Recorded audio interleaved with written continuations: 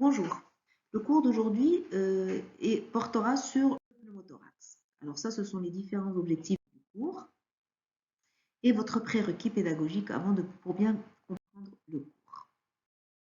Alors, tout d'abord, qu'est-ce que le pneumothorax? Tout d'abord, le pneumothorax, c'est tout simplement de l'air qu'on va retrouver dans l'espace pleural. Cet air qu'on va retrouver dans l'espace pleural va entraîner un collapsus total ou partiel du poumon, c'est-à-dire que le poumon va être totalement collabé et donc ne pourra pas ventiler. C'est une urgence médicale.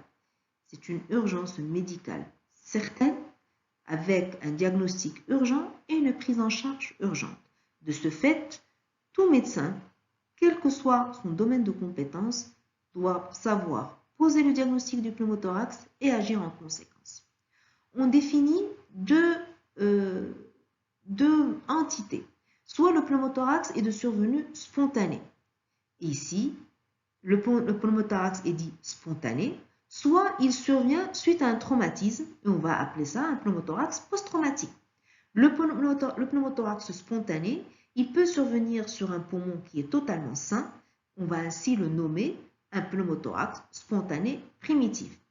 Ou alors, il peut survenir sur un poumon qu'on connaît, qu'on sait pathologique, de l'emphysème, de la dilatation de bronches, que sais-je, et on va appeler ça un pneumothorax spontané secondaire.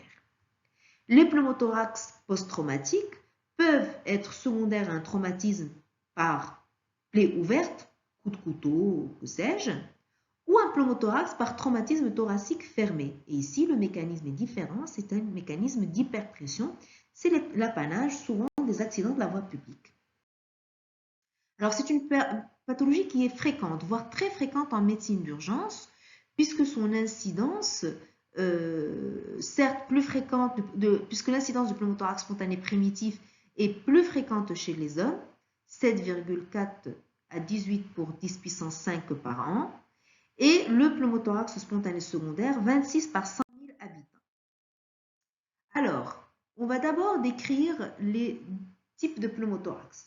Concernant le pneumothorax spontané primitif, que vous pouvez également retrouver dans certains articles, pneumothorax spontané idiopathique.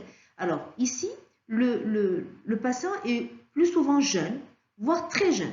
Souvent, c'est moins de 35 ans, voire même très jeune, dans la vingtaine.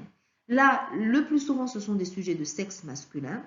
On retrouve le tabagisme et ce qui est très particulier, c'est un morphotype particulier de ces patients. Souvent, ce sont de jeunes hommes qui sont de grande taille, longilines, très fins. On va les approcher, on appelle ça un syndrome marfanoïde qui suggère une anomalie du tissu élastique. Par opposition, le pneumothorax spontané secondaire est beaucoup plus souvent retrouvé chez les sujets plus âgés.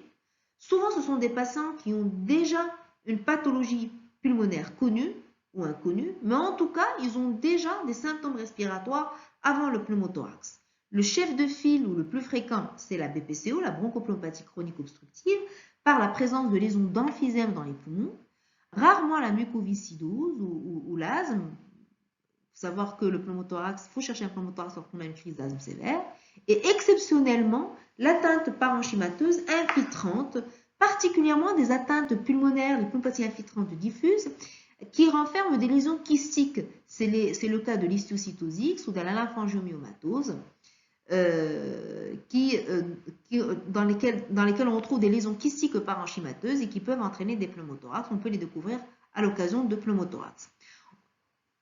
Comme autre étiologie, ce sont les infections pulmonaires nécrosantes. Mais là, souvent, on a des hydropneumothorax ou plus justement des pyopneumothorax, c'est-à-dire l'association d'air et de liquide purulent dans l'espace pleural.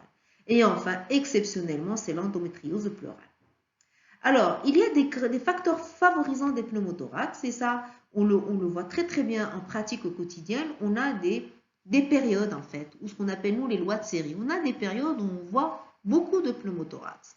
Alors, ça peut être en rapport avec les grandes variations de pression atmosphérique, et effectivement, souvent, c'est dans cette période-là de transition entre les saisons, on va avoir l'afflux de beaucoup de patients avec des pneumothorax spontanés. Et puis, il y a d'autres facteurs favorisants, notamment quand on va soumettre le thorax a des variations de pression importantes. C'est le cas, par exemple, des vols aériens ou des plongées sous-marines. Un mot sur la physiopathologie.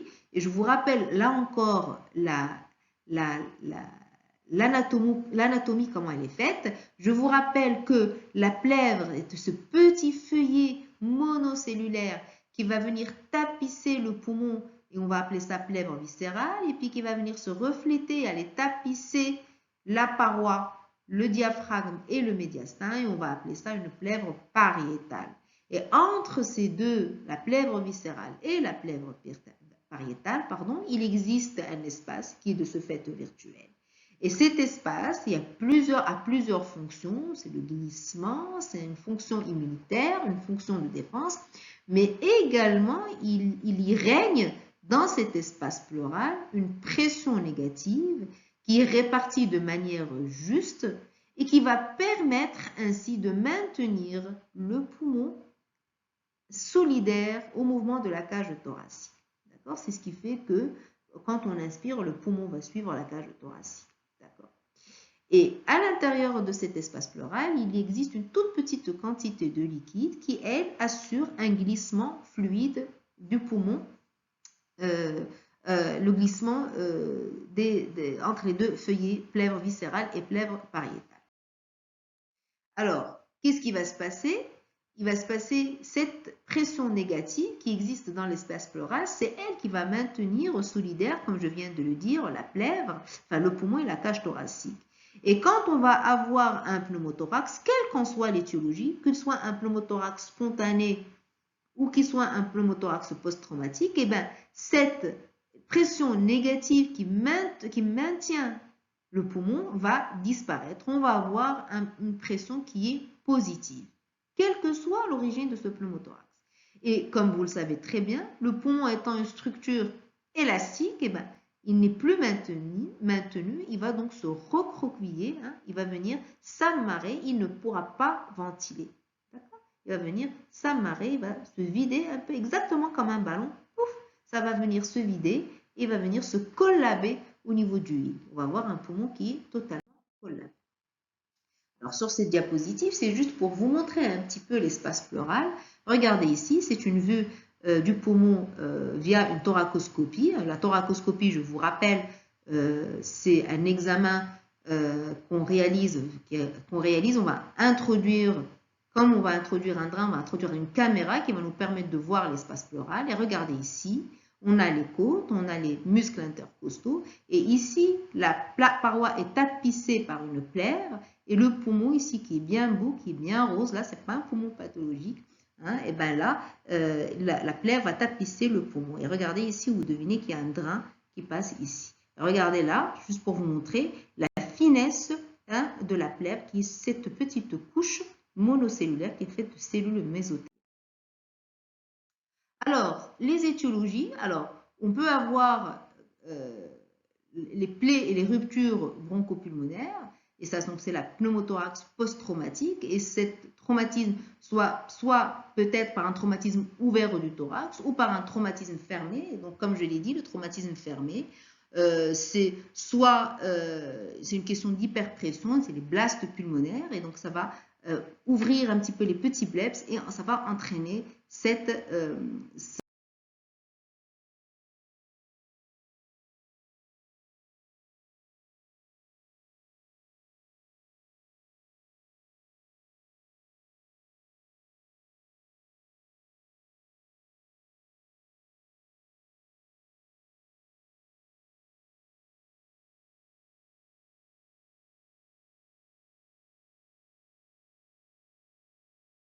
pneumothorax. Alors, dans le pneumothorax spontané, alors, on va définir qu'est-ce qui va se rompre au niveau de cette plèvre. Soit ce sont des petites bleps, c'est des petites hernies au niveau de la plèvre viscérale qui sont toutes petites, qu'on retrouve souvent dans les apex pulmonaires. Et on va avoir une rupture des alvéoles suite à une hyperpression. Et on va avoir donc ainsi de l'air qui va s'introduire dans l'espace pleural. Alors, c'est juste pour vous montrer ici les petites bleps qu'on voit sur un poumon ici. Donc, ces petits bleps vont se rompre dans l'espace pleural et donc vont entraîner le pneumothorax. On va avoir une pression positive à l'intérieur de l'espace pleural et le poumon va totalement se rétracter. Ou alors, on peut avoir de véritables bulles d'emphysème. C'est le cas des pneumothorax spontanés secondaires. C'est de grosses bulles qui sont l'apanage du tabagisme. D'accord? Et là, c'est vraiment une destruction parenchymateuse. C'est une bulle qui est à l'intérieur du parenchyme et qui va se rompre. Alors là, qui va se rompre, il va entraîner le pneumothorax. Alors là, ici, c'est une vue thoracoscopique où on voit ces petites bulles de chewing-gum. Ce sont les bleps. Et donc, la rupture de ces bleps va entraîner donc, le pneumothorax, c'est souvent chez les sujets jeunes. Ou alors ici, regardez ici, de grosses bulles d'emphysème et la rupture d'une de ces bulles va entraîner le pneumothorax. Regardez avec moi, juste j'attire votre attention sur ici des petites bleps, donc ce sont les petites qu'on retrouve au niveau de la plèvre viscérale, sur un poumon qui est sain, hein, qui n'est pas pathologique. Et donc là, on va retrouver les bleps dans le pneumothorax spontané primitif. Regardez-moi ici la qualité de ces poumons qui sont toutes noires, qui sont tout noirs par le tabagisme avec le volumineuse bulle d'emphysème. Et là, carrément, c'est une bulle géante.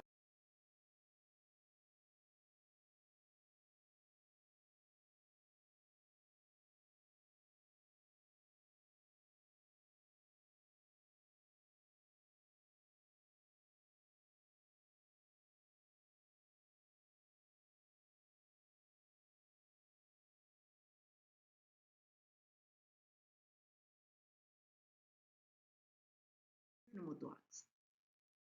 Alors, dans le pneumothorax spontané, alors, on va définir qu'est-ce qui va se rompre au niveau de cette plèvre. Soit ce sont des petites bleps, c'est des petites hernies au niveau de la plèvre viscérale qui sont toutes petites, qu'on retrouve souvent dans les apex pulmonaires. Et on va avoir une rupture des alvéoles suite à une hyperpression et on va avoir donc ainsi de l'air qui va s'introduire dans l'espace pleural. Alors, c'est juste pour vous montrer ici les petites bleps qu'on voit sur un poumon ici. Donc, ces petits bleps vont se rompre dans l'espace pleural et donc vont entraîner le pneumothorax. On va avoir une pression positive à l'intérieur de l'espace pleural et le poumon va totalement se rétracter. Ou alors, on peut avoir de véritables bulles d'emphysème. C'est le cas des pneumothorax spontanés secondaires. C'est de grosses bulles qui sont l'apanage du tabagisme. D'accord? Et là, c'est vraiment une destruction parenchymateuse. C'est une bulle qui est à l'intérieur du parenchyme et qui va se rompre. Alors là, qui va se rompre, il va entraîner le pneumothorax. Alors là, ici, c'est une vue thoracoscopique où on voit ces petites bulles de chewing-gum. Ce sont les bleps. Et donc, la rupture de ces bleps va entraîner donc, le pneumothorax, c'est souvent chez les sujets jeunes. Ou alors ici, regardez ici, de grosses bulles d'emphysème et la rupture d'une de ces bulles va entraîner le pneumothorax. Regardez avec moi, juste j'attire votre attention sur ici des petites bleps, donc ce sont les petites qu'on retrouve au niveau de la plèvre viscérale, sur un poumon qui est sain, hein, qui n'est pas pathologique. Et donc là, on va retrouver les bleps dans le pneumothorax spontané primitif. Regardez-moi ici la qualité de ces poumons qui sont toutes noires, qui sont tout noirs par le tabagisme avec le volumineuse bulle d'emphysème. Et là, carrément, c'est une bulle géante. D'autres étiologies, alors, il y aurait une anomalie du tissu conjonctif sous-pleural avec une espèce de porosité pleurale qui peut également expliquer le pneumothorax. Également, on peut avoir des lésions kystiques, comme je vous l'ai dit tout à l'heure, dans la pathologie pulmonaire. Des lésions kystiques, c'est l'emphysème, mais également dans un certain nombre de pneumopathies infiltrantes diffuses, comme la lymphangiomématose ou l'histiocytose. On peut avoir également les pneumothorax cataméniaux qui sont dus à c'est une muqueuse utérine qu'on retrouve dans la cavité pleurale et donc à l'occasion des menstruations, on peut avoir une endométriose thoracique, mais ça donne surtout des hémopneumothorax et également les hémopneumothorax ou les pneumothorax cloisonnés par rupture de buride richement vascularisé. Alors ici, j'ai juste un exemple. On voit ici la greffe de ce tissu endomètre, de l'endomètre, qui est greffé au niveau de la paroi thoracique et donc qui va saigner lors des menstruations. Alors, le diagnostic positif est clinique. Le diagnostic positif est clinique et souvent, le patient va se présenter avec une douleur thoracique, c'est le principal symptôme. C'est une douleur thoracique qui est brutale, qui est en coup de poignard. Et la douleur thoracique, en fait, elle va être ressentie par le patient lorsque le poumon va se décoller, c'est-à-dire qu'elle peut rapidement s'estomper. Et les patients, en général, ils sont très, très précis par rapport à la douleur. Ils viennent vous voir et vous disent, j'ai eu une douleur terrible, en coup de poignard. Ils vont vous dire, j'ai une douleur là et je l'ai ressentie à telle heure. Ils sont précis parce que c'est une douleur extrêmement brutale, en coup de poignard, et qui peut s'estomper par la suite, qui peut rapidement s'estomper. Cette douleur peut être accompagnée de dyspnée, et cette dyspnée va être d'intensité variable. Vous comprenez bien que la dyspnée va être au premier plan chez les sujets qui ont une pathologie pulmonaire sous-jacente, c'est PPCO par exemple, ou lorsque le pneumothorax est très important et qu'il est compressif. Et souvent également, on va avoir une toux sèche quinteuse qui est témoin là aussi de l'irritation pleurale. Alors, les signes généraux ne sont pas souvent présents. Les signes physiques, par exemple, par contre, il faut le rechercher. On va retrouver le syndrome d'épanchement aérien, c'est-à-dire le tympanisme qui est important. Déjà à l'inspection, on va voir que le thorax bouge moins bien. On a une distension thoracique et à l'examen, on va trouver un syndrome d'épanchement aérien. Et le diagnostic du pneumothorax va être confirmé par la réalisation de la radiographie thoracique. On va bien voir cette clarté, mais dans laquelle on ne retrouve pas de trame vasculaire et qui va signer le pneumothorax et qui est limité par la plèvre viscérale et qui est limité donc par le poumon, par la plèvre viscérale. On va voir ici des exemples. Regardez-moi ici. Ici, par exemple, j'ai cette clarté, mais qui est avasculaire. Si on compare la clarté de l'hémithorax droit par rapport au gauche, on voit bien ici qu'on voit la trame vasculaire, alors que là, la clarté est avasculaire, elle est bien noire. Et elle a limité ici par ce fin liseré, et là, on reconnaît le poumon qui est totalement collabé,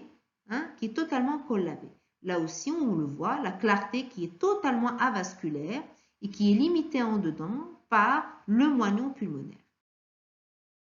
Alors, on peut avoir la radio que je viens d'interpréter, le pneumothorax est de grande abondance. On peut avoir des signes beaucoup plus fins. On voit ici la plèvre viscérale. Voilà, regardez, je vous la montre avec ma flèche. D'accord? La voilà. Et donc là, ici, le pneumothorax n'est pas très abondant. Et donc là, on peut avoir un diagnostic difficile à la radio. Il faut bien regarder les radios. On peut également avoir, comme l'exemple ici, cette clarté avasculaire périphérique, mais là on a une bride pulmonaire, c'est-à-dire que le poumon est resté accolé au niveau de sa partie supérieure, il s'est décollé uniquement au niveau de la partie inférieure. Et on peut avoir également l'association de deux, on a l'opacité au niveau de la base avec un niveau hydroaérique qui est surmonté par la clarté avasculaire périphérique. Alors là, est-ce que c'est un hydropneumothorax? La ponction ou le drainage va nous renseigner sur le type de liquide. Est-ce que c'est un hémothorax ou est-ce que c'est un pyothorax? Enfin, un pyopneumothorax. Alors, on a parfois besoin de radiographie en expiration. C'est le cas, par exemple, des cas où on n'est pas sûr d'avoir le pneumothorax, comme le cas que je vous ai montré là tout à l'heure, où on arrive à peine à avoir le fin liseré. On peut s'aider par une radiographie en expiration qui va majorer le pneumothorax.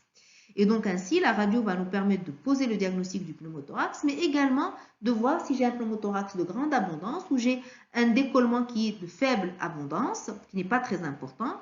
Elle va également nous permettre d'avoir des éléments de gravité. Est-ce que j'ai un médiastin qui est en place ou est-ce que j'ai des signes de refoulement médiastinal? Elle va guider la thérapeutique, va nous permettre de guider le drain. Où est-ce que je vais placer mon drain? Est-ce que je vais le placer un peu plus bas? Est-ce que je vais le placer plus haut? Et puis, elle va également nous renseigner sur l'étiologie, principalement dans les cas où on a une atteinte parenchymateuse associée. Elle va nous montrer une bulle d'emphysème, par exemple, ou bien une atteinte infiltrante diffuse. Alors, est-ce que le scanner thoracique est systématique? Eh bien non, il n'est pas du tout systématique. On ne va réaliser le scanner thoracique que lorsqu'on a un doute diagnostique ou lorsqu'on veut guider une thérapeutique particulière lorsqu'on recherche une pathologie sous-jacente, par exemple lorsque je doute sur la présence de bulles d'emphysème et que je vais proposer mon patient au chirurgien.